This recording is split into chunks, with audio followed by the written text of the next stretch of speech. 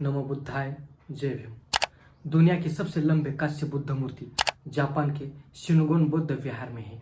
यह अपनी लेटी हुई बुद्ध की कांस्य प्रतिमा के लिए प्रसिद्ध है, जिसे दुनिया की सबसे बड़ी कांस्य प्रतिमा कहा जाता है। जापान में कुछ बौद्ध विरोधी अधिकारी थे जिन्होंने इस विहार को ध्वस्त करने की धमकी दी थी। सार्वजनिक आक्रोश के कारण विहार को सासागोरी में स्थानांतरित करने के लिए 1 दशक तक का प्रयास किया गया। नानजो इन बुद्ध विहार पहले माउंट कोया पर था, लेकिन बौद्ध विरोधी लोगों की वजह से उसे हटाया गया था। इसे 1899 में सासागोरी के मुख्य बुद्ध भिक्षु हायाशी सातो शियोन के नेतृत्व में स्थानांतरित किया गया था। नानजो इन 88 विहारों में से मुख्य स्थान है। यह बौद्ध विहार जापान में 3 प्रसिद्ध बौद्ध विहारों में से एक है, जहां पर जाने के लिए सिर्फ पैदल ही चढ़ना पड़ता था। आज विहार और इसके आसपास के परिसर में प्रतिवर्ष 10 लाख से अधिक पर्यटक आते हैं। रिक्लाइनिंग बुद्ध प्रतिमा, जिसे नेहिंजे या शाका नेहाना के नाम से भी जाना जाता है, इसकी लंबाई 135 फुट है और ऊंचाई 36 फुट है। इसका वजन 300 टन है, जो पूरी कांस्य की है। मूर्ति में बुद्ध को मृत्यु के क्षण या निर्वाण में प्रवेश करते हुए दिखाया गया है। अंदर बुद्ध और बुद्ध के 2 महान शिष्य आनंद और मोगल्यान की राख रखी गई है, यानी अस्थियां रखी हुई है। यह अवशेष म्यांमार की ओर से जापान को दिए गए हैं। नेपाल और म्यांमार को बच्चों के लिए मदद करने के हेतु इन अस्थियों को म्यांमार ने इन्हें भेंट दिया था। म्यांमार और नेपाल के 1300 भिक्षुओं ने लेटे हुए बुद्ध की मूर्ति के अनावरण में भाग लिया था।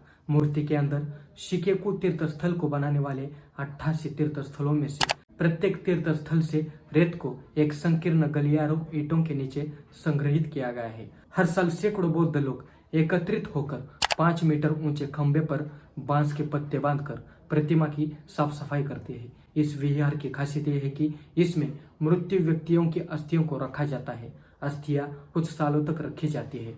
मृतकों के फैमिली वाले इसको पैसे देते हैं। इसी पैसे से इस बौद्ध विहार को चलाया जाता है। कुछ समय बाद इन अस्थियों को नष्ट किया जाता है। अस्थियां 200 साल तक रखी जाती है। मूर्ति के अंदर बुद्ध, मोगल्यान और आनंद की अस्थियां रखी गई है। इसी कारण इस मूर्ति को बनाया गया था। मूर्ति के सामने बुद्ध के 500 शिष्यों को आकर्षक रूप में चित्रित किया गया है, यानी उनकी मूर्तियां हैं। यह जिजो मूर्तियां शिंटो देवता इनारी का विहार, फुदोम्यो की एक विशाल और भयंकर मूर्ति, पूरे परिसर में जापानी बौद्ध दंत कथाओं वाले देवताओं को चित्रित करने वाली उत्कृष्ट शिल्पकला की कई अन्य कृतियां हैं।